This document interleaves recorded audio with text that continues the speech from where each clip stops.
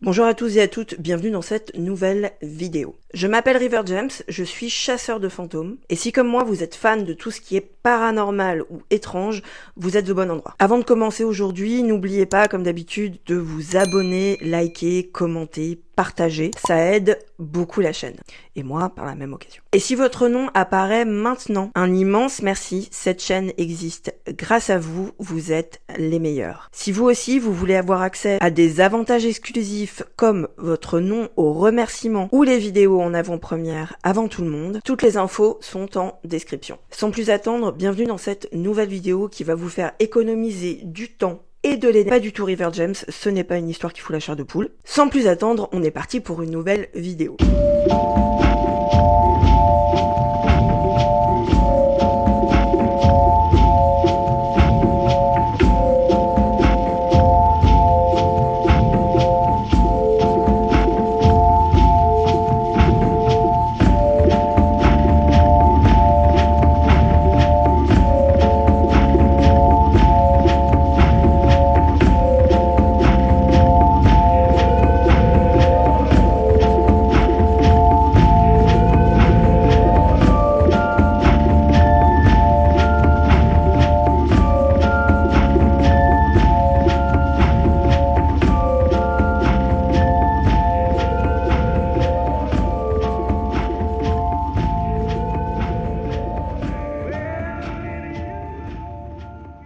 Alors aujourd'hui, je suis plus qu'heureux puisque non seulement je vais vous parler d'un sujet passionnant, mais je vais le faire en collaboration avec quelqu'un que j'aime beaucoup et dont vous suivez peut-être déjà la chaîne, Alco. Et si vous ne le connaissez pas, Alco fait comme moi des vidéos YouTube et TikTok sur des sujets en lien avec l'inconnu et l'étrange. N'hésitez pas bien sûr à aller voir son travail et à vous abonner à sa chaîne qui est en description. Je lui ai donc proposé de collaborer sur le sujet d'aujourd'hui. Nous allons vous expliquer ensemble le UFOs and Aliens Encounters Iceberg. Si vous ne savez pas ce qu'est un iceberg, n'ayez pas honte, c'est pas grave. Pas de shaming sur cette chaîne. Il s'agit d'un système de classification sur la base d'une pyramide. Vous avez au-dessus de l'eau les tiers les moins mystérieux, qui regroupent des sujets plutôt connus en général. Et plus on va en profondeur, dans les tiers qui se trouvent sous l'eau, plus on va parler de sujets méconnus ou obscurs. Alors il existe des icebergs d'à peu près tout, c'est un système qui est très à la mode depuis quelques années et que moi j'aime beaucoup, d'ailleurs j'en regarde beaucoup. Il y a des icebergs sur le true crime, sur le paranormal, sur les théories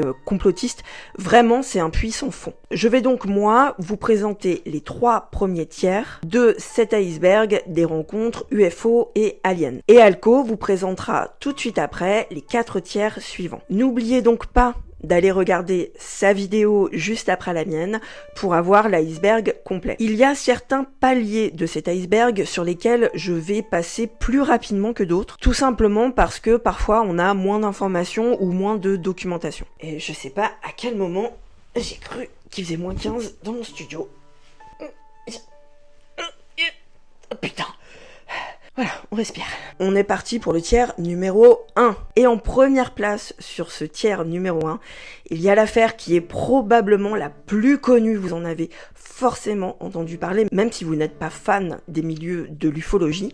Nous allons parler de Roswell. Alors Roswell, comme je vous le disais, vous en avez forcément déjà entendu parler. C'est carrément devenu une référence de pop culture incontournable, mais je vais quand même vous en rappeler les faits. L'affaire de Roswell, elle éclate en fait plusieurs années après l'incident en lui-même. Elle éclate en fait en 1980, année de la publication du livre Incident à Roswell, écrit par Charles Berlitz et William Moore. Berlitz est un auteur populaire à succès, on lui doit plusieurs best-sellers, entre autres sur le triangle des Bermudes, et Moore, lui, est ufologue. Donc ce livre raconte que le 4 juillet 1947, à Roswell, au Nouveau-Mexique, un ovni se serait écrasé au sol. Ce genre de récit n'est pas une nouveauté en soi, sauf que cette fois, il y a un changement de taille. Il y a un témoin qui ose prendre la parole publiquement. Et ce témoin, ce n'est pas n'importe qui. Il s'agit de Jesse Marcel, qui est un major de l'armée à la retraite et qui explique qu'en 1947, il a été chargé de récupérer les restes d'un engin qui se serait crashé dans un ranch. Dans une interview, Jesse Marcel explique « Ça ne venait pas de cette terre. Il n'y a aucun doute là-dessus. Je connaissais tous les matériaux utilisés en aviation et ça n'avait rien à voir. C'est impossible. Quand j'ai vu le champ de débris, je ne pouvais pas le croire. Il y avait tellement de morceaux éparpillés sur une grande surface. On en a ramassé le plus possible, on les a mis dans notre camionnette, ça nous a pris toute la journée. Aujourd'hui encore, je ne sais pas ce que c'est, mais ça ne venait pas de cette terre. » Lorsque ce livre sort, les ufologues font des recherches sur ce cas qui, du coup, comme je vous le disais, est déjà vieux de plusieurs années et qui n'est resté dans les mémoires de personne. Et effectivement, ils découvrent que l'US Air Force a, en 1947, bien déclaré officiellement avoir trouvé une soucoupe volante dans le ranch d'un fermier à Roswell, et ce, dans un communiqué de presse datant du 8 juillet 1947. Pour finalement déclarer quelques jours plus tard que ces restes étaient en fait composés, je vous le donne en mille, de débris d'un ballon sonde. Et c'est de là, de ce livre et de ce témoignage, que part toute la légende de Roswell. Mais à partir du livre de Berlitz et Moore,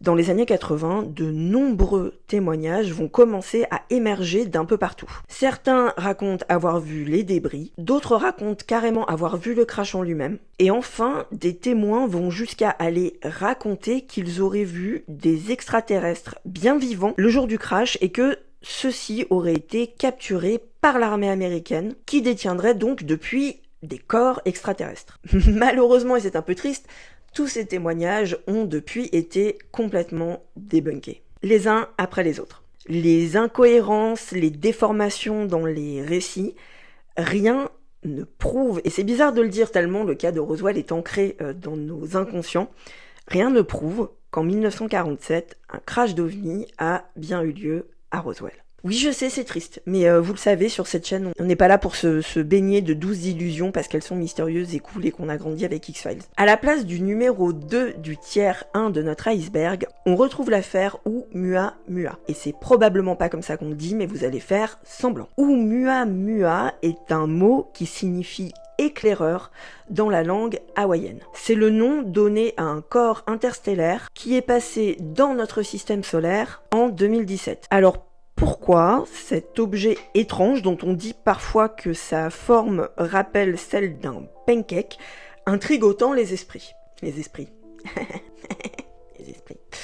C'est parce qu'à ce jour, on n'en connaît toujours ni la composition, ni l'origine.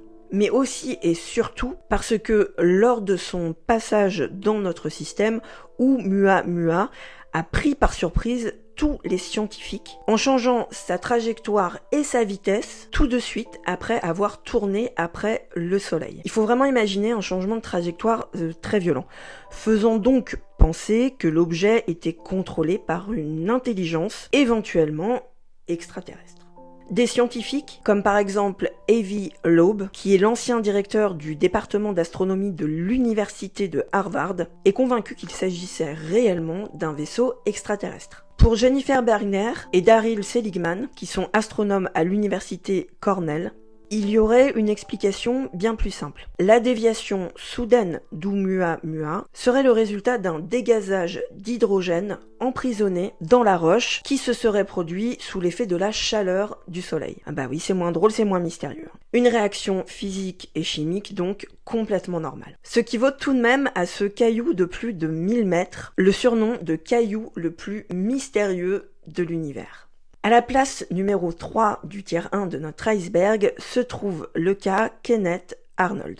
Kenneth Albert Arnold est un aviateur américain décédé en 1984, qui fut le témoin de ce qui est considéré comme la première grande observation d'OVNI. Pour vous expliquer rapidement cette affaire, je vais vous lire un article paru en 1990 et écrit par un sociologue et chercheur américain du nom de Pierre Lagrange, qui résume assez bien les faits. C'est par une dépêche de l'Associated Press que l'affaire des soucoupes volantes commence le mercredi 25 juin 1947 à l'heure du déjeuner. Nous sommes à Pendleton, une petite ville du nord-est de l'Oregon. Nolan Skiff et William Beckett, 2 journalistes du quotidien local l'East Oregonian, vous avez compris, viennent de s'entretenir avec un jeune pilote, un certain Kenneth Arnold, au sujet d'engins étranges que ce dernier a observés la veille au-dessus du mont Rainier dans l'État de Washington. Dans le but d'aider le pilote à identifier ces engins, les 2 journalistes rédigent l'un un court article qui paraît dans l'East Oregon,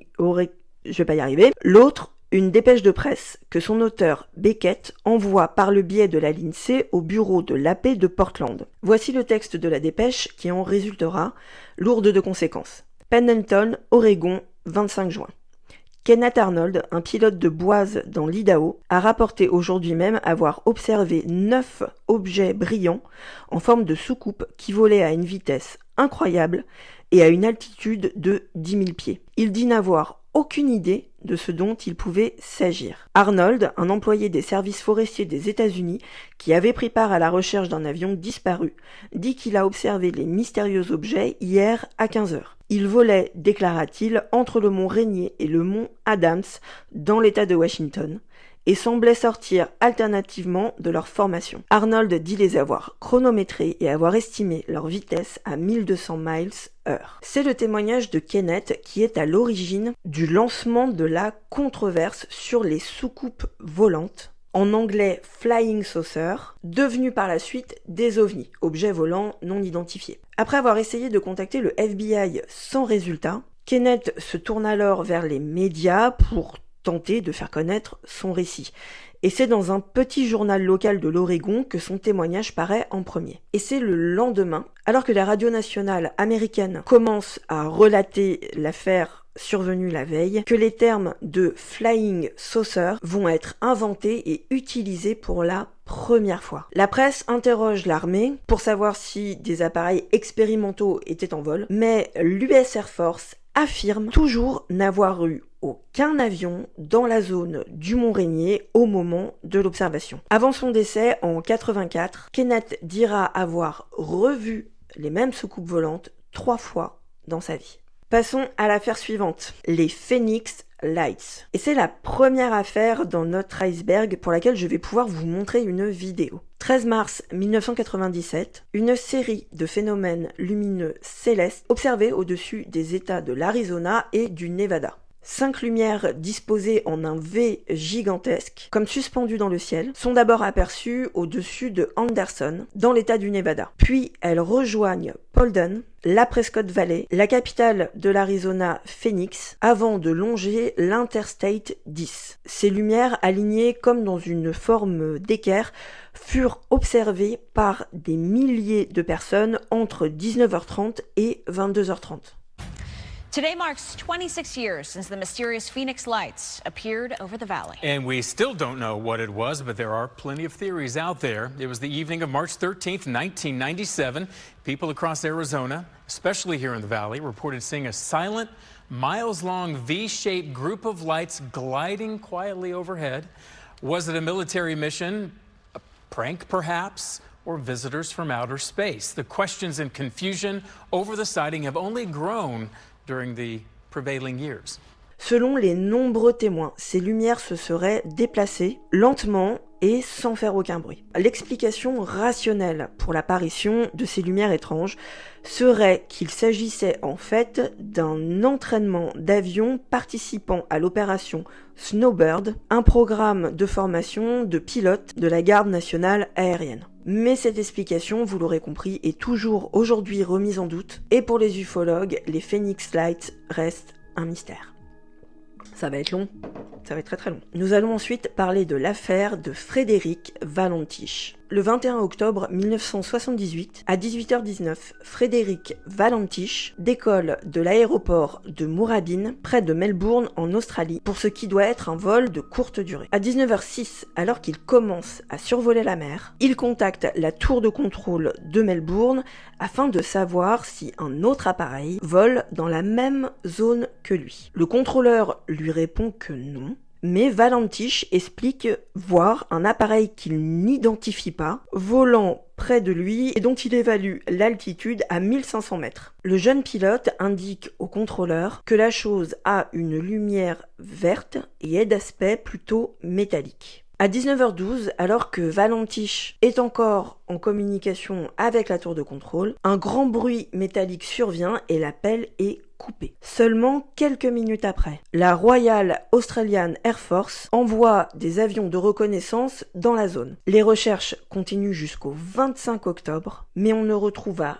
jamais le corps de Valentich, ni le moindre débris venant de son appareil. À ce jour, il n'y a toujours aucune trace matérielle de Valentich, ni même de son avion. Et il est d'ailleurs toujours officiellement considéré comme porté disparu. Quelques semaines après l'incident, un témoin affirma avoir effectivement aperçu un avion de tourisme suivi par une étrange lumière verte survolant la mer le 21 octobre 1978, alors qu'il se trouvait du côté de Cap Otway, près du lieu du dernier contact radio de Valentich. Et cette affaire qui entoure la disparition de Frédéric Valentich est toujours aujourd'hui une des plus connues dans le monde de l'ufologie. On va passer maintenant à la partie appelée Wow Signals. Alors je vous le dis tout de suite, c'est une partie sur laquelle on va passer rapidement parce qu'elle fait appel à des connaissances techniques que je ne maîtrise pas du tout, mais je vais quand même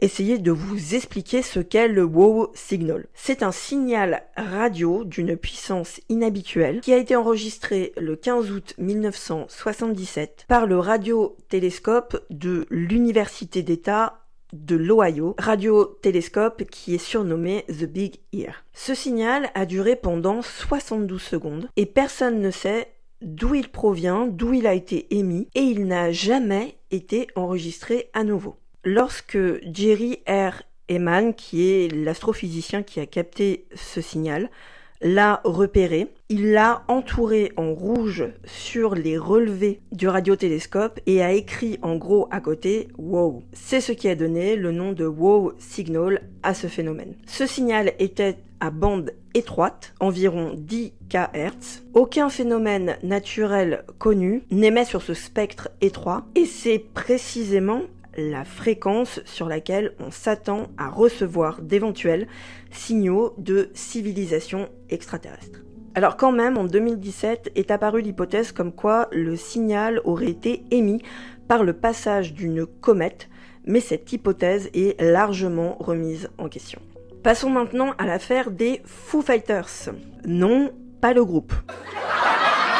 Et oui, moi aussi je suis fan, je les ai vus en concert je ne sais pas combien de fois. Les Foo Fighters est en fait le nom donné à un phénomène aérien constitué par une ou plusieurs boules lumineuses qui peuvent être blanches, jaunes ou rouges, signalées à de nombreuses reprises par les équipages de forces armées aériennes, notamment et surtout lors de la Seconde Guerre mondiale. Ces boules ont été alors observées de nombreuses fois, volant à côté d'avions militaires, mais sans jamais les attaquer, un peu comme si ces boules lumineuses escortaient les avions. Les pilotes ayant rapporté ces Foo Fighters racontent tous et toutes l'impression que les objets lumineux se déplaçaient de manière intelligente. Quelques-uns de ces pilotes ont essayé d'abattre ces boules lumineuses, parce que c'est ce que l'homme fait, même si la boule ne t'attaque pas, bien sûr tu l'attaques, sans jamais y parvenir. En français, on appelle ces ovnis des chasseurs fantômes. Palier suivant.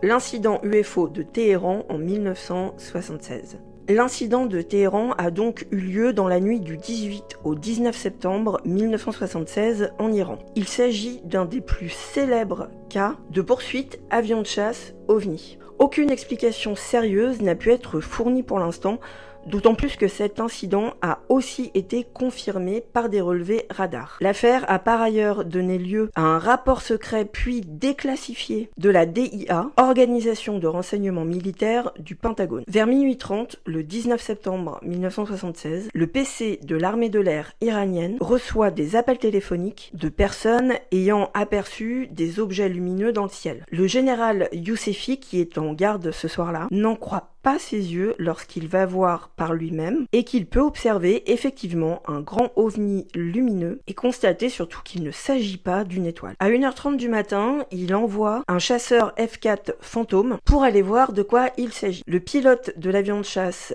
et son navigateur voient eux aussi l'OVNI, mais arrivés à 45 km de l'objet, les instruments de communication de l'avion se bloquent. Ils croient donc à une panne et font demi-tour. Mais alors qu'ils s'éloignent de l'OVNI, ils constatent que les instruments se remettent en marche. Peu après, un second F4 est envoyé. Le copilote voit l'objet sur son radar, il signale même que l'OVNI a la même signature qu'un Boeing 707. En visuel, l'objet émet une lumière éblouissante, même à des dizaines de kilomètres, et une lumière éblouissante de plusieurs couleurs. Ce n'est donc pas un avion de ligne. Les pilotes constatent eux aussi cette même panne des appareils de communication à moins de 45 km, tandis que l'objet semble, selon eux, reculer, comme pour garder une distance de sécurité. C'est alors qu'un objet plus petit se détache de l'OVNI, fonçant à plusieurs fois la vitesse du son sur le F4. Le pilote tente de tirer un missile pour se défendre, mais les commandes d'armement ne marchent plus non plus.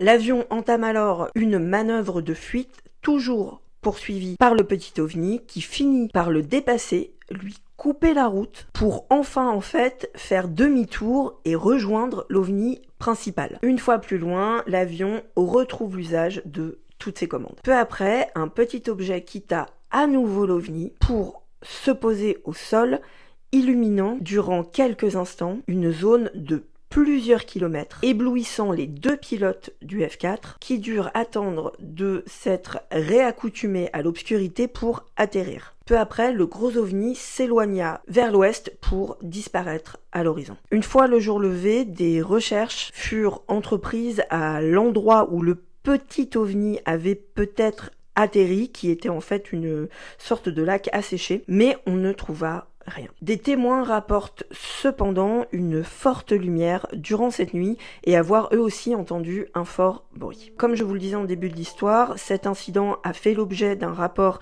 de la DIA qui a été déclassifié depuis, mais l'affaire fut complètement classée sans avoir pu faire la lumière sur ce qu'était cet ovni. Et nous allons finir ce tiers 1 de l'iceberg des rencontres UFO et aliens avec l'incident UFO de Washington de 1952, qui en français est appelé le carrousel de Washington. Cet incident a eu lieu les nuits des 19 et 26 juillet 1952 au-dessus de Washington. Il faut savoir qu'à cette époque, les États-Unis font face à un très grand nombre de témoignages d'apparitions d'ovnis, et c'est d'ailleurs à ce moment qu'est créé le projet Blue Book. Le projet Blue Book, c'est une commission mise en place par l'US Air Force afin d'étudier et d'enquêter sur certains témoignages sur les phénomènes ovnis. La commission est restée en activité jusqu'en 1969. Donc le 19 juillet 1952, dans la soirée, des lueurs sont vues au-dessus de la ville par de nombreuses habitants et habitantes. À 23h40, les contrôleurs aériens de l'aéroport de Washington repèrent eux-mêmes 7 à 10 échos radars sur leur appareil. Henry Barnes, qui était un contrôleur du trafic aérien senior, a écrit à ce propos « Nous avons su tout de suite que nous faisions face à une situation très étrange. Les mouvements de ces phénomènes lumineux étaient beaucoup trop brusques par rapport au mouvement de nos avions à nous. » Le lendemain matin, l'affaire fait la une de tous les journaux nationaux. Le soir suivant, le 20 juillet 1952, un pilote de la Capital Airlines rapporte lui aussi avoir vu plusieurs lumières entre Washington et Martinsburg. Les mêmes observations eurent lieu dans la nuit du 26 au 27 juillet, puis durant celle du 2 au 3 août. Après les observations du 26 et 27, les journaux ne parlaient à nouveau que de ça. À tel point que le président de l'époque, Harry Truman, demanda des explications au capitaine Edward J. Ruppelt, qui était à la tête du projet Blue Book. Celui-ci lui répondit qu'il pourrait s'agir d'un phénomène météorologique causant des erreurs d'interprétation des radars. L'origine du phénomène serait alors une inversion de température dans le ciel de Washington, provoquée par le conflit entre une couche d'air chaude prise en tenaille entre deux couches d'air froid. ce qui provoquerait un effet de mirage en réfléchissant des ondes radar et en réfractant des rayons lumineux venus du sol. Moi non plus, j'ai pas compris. C'est l'explication officielle qui a été donnée lors d'une conférence de presse au Pentagone le 29 juillet. On va descendre maintenant d'un étage dans notre iceberg pour arriver au tiers 2. J'espère que vous êtes toujours là. Et le premier dossier dont nous allons parler est l'incident Levelland. Cette affaire parle d'une série d'observations présumées d'OVNI le 2 novembre 1957 dans la ville de Levelland située au Texas. Il s'agit de l'une des rencontres rapprochées du second type les plus déroutantes et les plus médiatisées. Plus de 300 rapports de police ont été rédigés à ce sujet en 6 jours. Le 2 novembre 1957, à 23h, le policier A.J. Fowler reçoit le premier des 15 appels téléphoniques frénétiques de cette nuit-là concernant les ovnis. L'appel provient de Pedro Saucedo et Joey Salaz, qui expliquent à l'officier que, alors qu'ils conduisaient le pick-up de Pedro, ils ont remarqué un objet lumineux se dirigeant vers eux. Le moteur de la voiture de Pedro a alors commencé à cracher à l'approche de cet objet. Les phares du camion ont cessé de fonctionner, puis le véhicule s'est carrément immobilisé. Mais à ce moment-là, Fowler pense que les deux individus sont sous et il ne prend pas du tout l'appel au sérieux. Peu après, un second appel arrive. L'homme au téléphone explique qu'il conduisait à environ 4 miles à l'est de Levelland lorsqu'il a aperçu un objet d'une forme ovoïde au milieu de la route. Comme les deux premiers témoins, son moteur s'est arrêté et ses phares sont tombés en panne. En quelques secondes, l'objet s'est élevé en silence et a disparu. Et les appels pour signaler ces ovnis, mais aussi les pannes de moteur les accompagnant, se succèdent. Des témoignages arrivent de toutes parts, certains provenant de policiers. Well, sir, it was a flying object. It was oval-shaped, and to me it looked flat on the bottom. It was something I'd never seen before, and my car did quit running on the highway, and coming back from Lubbock is what caused me to notice it. I see. Did you actually see the object itself? Yes, sir, I did. And could you give us approximately the size of the thing, or was it a massive, or was it just a light, or what happened exactly? Well, no, sir, it looked solid to me. I mean, it did have a definite shape. It was kind of egg-shaped, was flat on the bottom, and it was luminous, bright. And about how long did it stay where you were? Oh, 3-4 minutes, something like that. And when it took off, did it also travel straight up? Well, almost straight up. And at very high speed? Folks in Levelland, Texas are worried about strange objects in their neighborhood. Avec le nombre élevé de témoignages et surtout la précision de ceux-ci, les observations de Levelland sont parmi les plus connues. Et c'est également une affaire très intéressante puisque c'est une des premières qui rapporte des dysfonctionnements électriques ou électroniques à l'approche d'un ovni. Et ce sont des faits qui ont été rapportés de nombreuses fois depuis. Passons ensuite aux Lubbock Lights. Les lumières de Lubbock sont des formations lumineuses inhabituelles vues au-dessus de la ville de Lubbock, au Texas, en août et septembre 1951. Durant cet été, ce sont des centaines de personnes, dont des scientifiques, qui ont vu dans le ciel d'étranges lumières bleues et vertes. Les formations étaient composées d'entre 15 et 30 objets lumineux, comme on peut le voir sur les photos de l'époque. Comme on l'a déjà vu pour d'autres cas dans cet iceberg, ces lumières volaient en forme de V et elles apparaissent peu après 21h le premier soir. Une station radar enregistre également ces apparitions qui feront, on s'en doute puisqu'elles ont été documentées, le tour des actualités dans la foulée. On va passer à la Japan Airlines Light 1628, qu'on appelle aussi l'incident de Denali. L'incident de Denali est l'observation depuis un Boeing 747 japonais parti de Paris d'un ovni de très grande taille le 17 novembre 1986. Pendant ce vol, l'équipage observe deux objets non identifiés qui s'élèvent brusquement et se rapprochent de l'avion pour l'escorter. Un peu comme les Foo Fighters dont on a parlé avant. Non, toujours pas le groupe. À l'approche de ces ovnis, le capitaine du Boeing raconte que la cabine de l'avion s'éclaire intensément et qu'il peut même sentir de la chaleur sur son visage. Les contrôleurs aériens qui sont appelés confirment qu'il n'y a aucun vol à proximité. Le capitaine du Boeing témoigne en disant « La chose volait comme si la gravité n'existait pas. Elle a accéléré, puis s'est arrêtée, puis a volé à notre vitesse, dans notre direction, de sorte qu'elle nous paraissait immobile.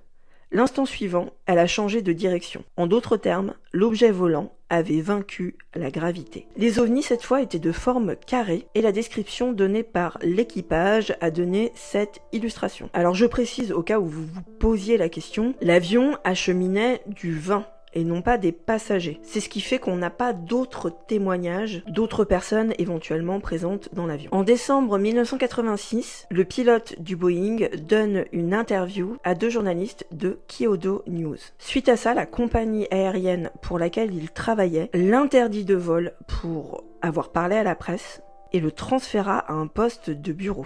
Il fut réintégré au poste de pilote seulement quelques années plus tard. Toujours dans le tiers 2 de notre iceberg se trouve ensuite l'affaire STS-75, Tether Incident. En février 1996, la navette spatiale Columbia de la NASA est lancée en orbite dans le but de mener des tests sur une nouvelle technologie permettant de produire de l'électricité afin d'alimenter les futures missions spatiales. Lorsque la navette déploie une longe pour commencer les tests, un filin cède et le satellite et la longe se désolidarisent de la navette et se mettent à orbiter sur la même trajectoire que celle-ci. Ce qui fait que l'équipage à bord de la navette avait en visuel le satellite et pouvait quand même faire des observations. Ainsi, lorsque la distance entre la navette et le câble était d'environ 150 km, les astronautes Franklin Cheng Diaz et Claude Nicolier ont pris une caméra et ont commencé à filmer le câble au cours d'une session de communication avec le centre de contrôle de la mission pendant que tout le monde, équipage et contrôleurs, observent en direct de mystérieux objets brillants, considérés comme des ovnis par beaucoup, apparaissent autour du filin. La version officielle de la NASA est que ces objets lumineux étaient en fait des particules de glace et des débris spatiaux. Les ufologues pensent pourtant qu'il s'agit bien d'ovnis venus volontairement observer le satellite. Passons ensuite à la Battle of Los Angeles. Ça fait très épique, hein, on se croirait au Mordor. Bataille de Los Angeles. La bataille de Los Angeles est en fait le nom historique donné à un événement très étrange qui s'est produit dans la nuit du 24 au 25 février 1942 au-dessus de Los Angeles en Californie aux États-Unis. Dans la soirée du 23 février, donc la veille, un sous-marin japonais tire plusieurs obus sur le champ pétrolifère d'Eldwood dans ce qui est plus tard appelé le bombardement d'Eldwood. Ces tirs provoquent une mise en alerte des gardes-côtes de la côte ouest des États-Unis. L'information est diffusée par des agences de presse et crée une inquiétude dans une population encore sous le choc des événements de Pearl Harbor. Le 24 février, les services de renseignement de la marine de guerre des États-Unis annoncent l'imminence d'une attaque japonaise sur Los Angeles. Il faut se rappeler qu'à cette époque, les États-Unis étaient vraiment en alerte suite aux événements de Pearl Harbor et le pays craignait vraiment une attaque imminente des Japonais. À 19h18, une alerte est donnée suite à l'observation de nombreuses lumières dans le ciel de Los Angeles. Quelques heures plus tard, les radars repèrent un objet volant non identifié à 190 km à l'ouest de la ville. À 2h21, un couvre-feu est déclaré sur la ville. À 3h16, un objet volant est aperçu au-dessus de Santa Monica, ce qui entraîne la décision d'ouvrir le feu. La menace et la peur sont tellement grandes que les projecteurs de la ville tentent de repérer les aéronefs et balaient le ciel de Los Angeles. Plus de 1400 obus sont tirés, mais sans que ceux-ci ne touchent aucun avion. De nombreux témoignages font état de la présence de plusieurs objets volants, mais on pense que ces témoins auraient souvent confondu avec les obus et fusées éclairantes de la défense antiaérienne. Il faut imaginer vraiment des scènes de guerre complètement surréalistes au-dessus de la Californie. D'ailleurs, 3 civils sont tués par des retombées d'obus et 3 autres meurent d'une crise cardiaque due au stress. Mais les objets volants qui avaient été repérés ne seront jamais ni retrouvés ni abattus. La théorie la plus souvent avancée est celle qui dit que les ovnis ayant déclenché l'alerte étaient en fait des ballons sondes, mais la paranoïa très présente à cause de l'état de guerre du pays aurait du coup créé confusion et panique. En 6e et dernière position de notre tiers 2 sur cet iceberg se trouve un incident qui est très proche de nous, la Belgian UFO Wave. Il s'agit d'une série d'observations d'OVNI qui eut lieu en Belgique de 1989 à 1991. Les témoins parlent d'objets volants d'environ 40 mètres d'envergure, de forme triangulaire, ayant un éclairage de 3 phares aux extrémités du triangle et un phare rouge au centre, et se déplaçant avec sans ou très peu de bruit. Comme je vous le disais, cette vague d'observation a lieu de la fin de l'année 1989 à la fin de l'été 1991. Pendant cette période, il y a plusieurs milliers de témoignages faisant état d'observations d'OVNI dans la région. Sur environ 2000 rapports rédigés, 550 restent encore aujourd'hui non élucidés. Pour la plupart, les témoignages ont été recueillis par des associations ufologiques amateurs et n'ont pas fait l'objet d'une enquête approfondie. Parce qu'en Europe, on n'aime pas faire des enquêtes. C'est une perte de temps, bien sûr. Il y a pourtant parmi ces témoins quelques gendarmes. Par exemple, le 29 novembre, au total, 8 observations d'OVNI ont été effectuées par 13 gendarmes. Pour beaucoup, cette énorme vague de témoignages pourrait en fait être due à un phénomène d'hystérie collective. Un journaliste américain qui s'appelle Philip G. Klass a proposé dès 1986 une règle explicative des vagues d'OVNI. Lorsque la couverture médiatique conduit le public à croire qu'il y a des OVNI dans les environs, il y a de nombreux objets naturels ou artificiels qui, particulièrement lorsqu'ils sont vus la nuit, peuvent prendre des caractéristiques inhabituelles dans l'esprit d'un observateur plein d'espoir. Leurs observations d'OVNI s'ajoutent en retour à l'excitation de masse, ce qui encourage encore plus de témoins à chercher à voir des OVNI. Cette situation se nourrit d'elle-même jusqu'à ce que les médias perdent leur intérêt pour le sujet, et alors le phénomène retombe. Et avec ce cas, nous avons fini le tiers 2. J'espère que vous vous accrochez, j'espère que vous êtes toujours là. Je suis désolée, Alco, j'ai eu une idée à la con en fait. Je sais pas, fallait me le dire en fait. Fallait me le dire. En vrai, moi je trouve ça vraiment passionnant. C'est vrai que les UFO et les UAP sont des sujets que j'ai peu traités jusqu'à présent sur ma chaîne, mais qui m'intéressent beaucoup. J'en ai d'ailleurs déjà vu quelques-uns moi-même. Allez, on passe au tiers 3 qui va être le dernier tiers que je vais traiter moi, et pour la suite de l'iceberg, ça se passera chez Alco. En premier, nous trouvons le Robert Taylor Incident. C'est le nom donné à un événement survenu en Écosse en 1979 et raconté par un homme du nom de, roulement de tambour, Robert Taylor. Vous suivez pas en fait. Le 9 novembre 1979, Robert Taylor, un garde forestier, gare son pick-up sur un chemin forestier près de la nationale M8 Motorway, et il sort marcher avec son chien. C'est là, dans une clairière, que Taylor dit avoir vu un engin volant qu'il décrit comme un dôme en fer, dont l'extérieur n'était pas lisse et ressemblait à du papier à poncer. Alors que l'homme s'approche de l'appareil, 2 objets volants, plus petits et couverts de pics, se seraient détachés du plus gros appareil et auraient tenté de traîner le garde forestier à l'intérieur de l'OVNI. Robert Taylor dit à ce moment-là avoir perdu connaissance et s'être réveillé plus tard au même endroit, dans la même clairière, les objets volants ayant disparu. Robert tente alors de rentrer chez lui au volant de son pick-up, mais celui-ci refuse de démarrer et il rentre à pied. La femme de Robert témoigne que son mari est rentré les vêtements tachés et avec des petites blessures. La police est appelée bien sûr, et après avoir pris la déposition du garde, les services de l'ordre se rendent sur place dans la forêt pour chercher une éventuelle trace des vaisseaux. Effectivement, au sol se trouvent des marques imprimées dans la boue qui correspondent aux descriptions données par Robert Taylor, mais aucun indice supplémentaire n'est trouvé. Pour les plus sceptiques, cette histoire est soit inventée, soit une hallucination, mais les croyants sont convaincus de la véracité de celle-ci, et Robert Taylor a longtemps été pris très au sérieux dans les milieux ufologiques. Nous allons passer ensuite au Rendlesham Forest Incident.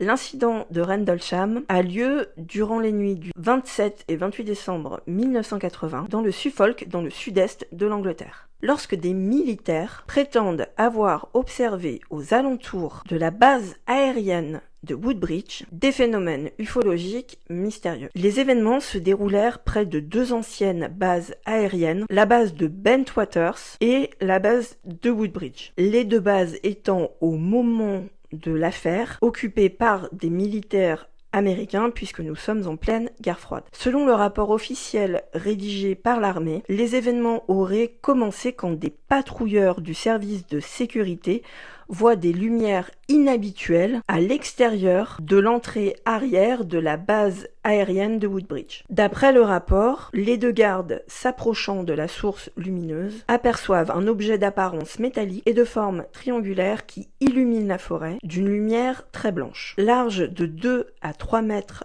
à la base et haut d'environ 2 mètres, l'objet possède une lumière rouge pulsante sur le dessus et une rangée de lumière bleue en dessous. Il stationne au-dessus du sol et repose sur des béquilles. À l'approche des gardes, il se dérobe et disparaît dans la forêt. Je vous lis le rapport. Le lendemain, le colonel Halt, qui n'a pas assisté au premier incident, rassemble une équipe de militaires pour aller enquêter sur les lieux. Un soldat équipé d'un compteur Geiger relève le lendemain là où se trouvait l'objet une ionisation de 0,1, notamment dans 3 creux disposés en triangle et au centre. Des marques de brûlure sont repérées sur des arbres et donnent lieu à des relevés. Dans la soirée, on aperçoit à travers les arbres comme un soleil rouge qui se déplace en pulsant. Halt rapporte que l'objet donne l'impression de projeter des particules lumineuses, puis se sépare en 5 objets avant de disparaître. Tout de suite après, on aperçoit comme 3 étoiles dans le ciel, 2 au nord et une au sud. Les objets au nord restent dans le ciel pendant un peu plus d'1 heure, celui au sud reste visible 2 à 3 heures durant, émettant de temps à autre un rayonnement lumineux vers le sol. Et c'est le cas le plus célèbre d'observation d'OVNI en Grande-Bretagne. Et il y a un détail fou que j'ai trouvé sur internet. John Burrow, qui est un ancien militaire américain en poste en 1980 sur la base de Bentwaters, a obtenu le remboursement de ses frais médicaux pour une lésion cardiaque en lien avec le cas d'OVNI de Rendlesham. Je trouve ça fou. C'est comme si la justice admettait la véracité de cette affaire. Depuis 35 ans, aucune explication convaincante n'a été apportée à l'incident de Rendlesham. La plus ancienne et la plus communément admise repose sur une confusion avec la lumière du phare d'Orford Ness, situé à quelques kilomètres de là. Au milieu de notre tiers 3, nous avons le Cache Landrum incident. Et on va passer dessus très vite parce que l'affaire a très peu de détails et surtout très peu de crédibilité. L'affaire Cache Landrum est une prétendue observation d'OVNI ayant eu lieu dans l'état du Texas aux États-Unis en 1980. Le 29 décembre 1980, Betty Cache, âgée de 50 ans, et Vicky Landrum, âgée elle de 60 ans, et un de leurs petits-fils, roulent sur une petite route lorsqu'un objet volant vient se poser sur la route, leur bloquant le passage. Les occupantes de la voiture sortent pour s'approcher de l'objet, mais font demi-tour parce que celui-ci dégagerait une très forte chaleur. L'OVNI aurait alors décollé et serait reparti, mais aurait été pris tout de suite en chasse par une vingtaine d'hélicoptères noirs. Suite à cet incident, Betty Cache et Vicky Landrum disent souffrir de nausées, de mal de crâne et de brûlures. Elles décidèrent donc d'intenter un procès au gouvernement des États-Unis demandant 20 millions de dollars de compensation, prétendant que l'objet ayant été escorté par les hélicoptères militaires, Betty et Vicky affirment avoir été victimes d'une expérience militaire. Betty décède 18 ans plus tard d'un cancer causé toujours selon elle par l'incident survenu cette nuit-là. Seulement, malgré toutes les enquêtes qui ont suivi, aucune preuve de ce que les femmes racontaient n'ont été trouvées. Et je pense comme vous, ce serait bien de croire les femmes, mais Des analyses scientifiques ont été faites à l'endroit supposé de l'incident pour voir si des radiations avaient été émises. Rien n'a été trouvé. De même, le véhicule dans lequel se trouvaient les femmes a également été analysé et rien n'a été trouvé non plus. Comme je vous disais, cette affaire n'a pas énormément de crédit, en tout cas elle est très souvent donnée comme étant fausse.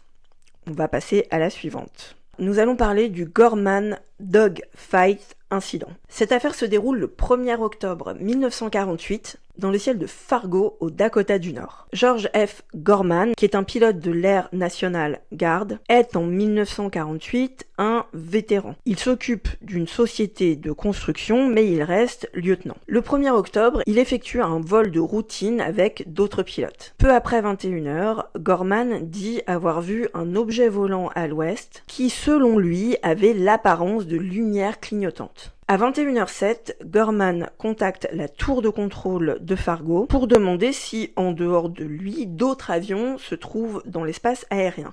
On lui répond que non. Gorman dit alors au contrôleur aérien qu'il va suivre l'objet pour essayer d'en déterminer l'origine. Mais assez rapidement, il se rend compte qu'il n'arrive pas à voler assez vite pour rester auprès de sa cible. Après avoir tenté une manœuvre pour barrer la route à l'OVNI, Gorman dit à la tour de contrôle que celui-ci est petit, d'une forme sphérique et qu'il ne clignote plus. La lumière est constante. À plusieurs reprises, l'OVNI semble voler très rapidement en direction de l'avion de Gorman, comme si il voulait entrer en collision avec celui-ci, mais à chaque fois, il finit par dévier sa trajectoire au dernier moment. De la tour de contrôle, un agent observe la scène avec des jumelles et il confirme bien voir le même OVNI que Gorman. La chasse continue encore quelques instants, mais Gorman, se rendant compte à nouveau qu'il ne parvient pas à rattraper l'objet volant non identifié, il finit par rentrer à 21h30. Dans un rapport, Gorman témoigne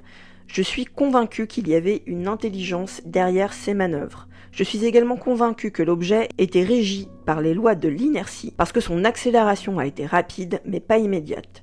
Et même s'il était capable de tourner de façon assez serrée à une vitesse considérable, il a toujours tracé une courbe naturelle. Quand j'ai essayé de tourner avec l'objet, je me suis évanoui temporairement en raison d'une vitesse excessive. Je suis en assez bonne condition physique et je ne crois pas qu'il y ait beaucoup de pilotes qui pourraient résister à la rotation et à la vitesse de l'objet tout en restant conscient. L'objet était non seulement capable de tourner bien mieux et d'aller beaucoup plus vite que mon avion, mais a été en mesure d'atteindre une montée bien plus raide et a réussi à maintenir un taux constant de montée bien au-delà des capacités de mon aéronef. Quelques heures après le retour de Gorman, son avion est analysé par des équipes scientifiques qui trouvent qu'effectivement son Mustang a un niveau de radioactivité nettement plus important que les autres avions. Jusqu'à son décès en 1982, Gorman ne prit jamais la parole publiquement sur ce qu'il avait vécu, mais il est resté persuadé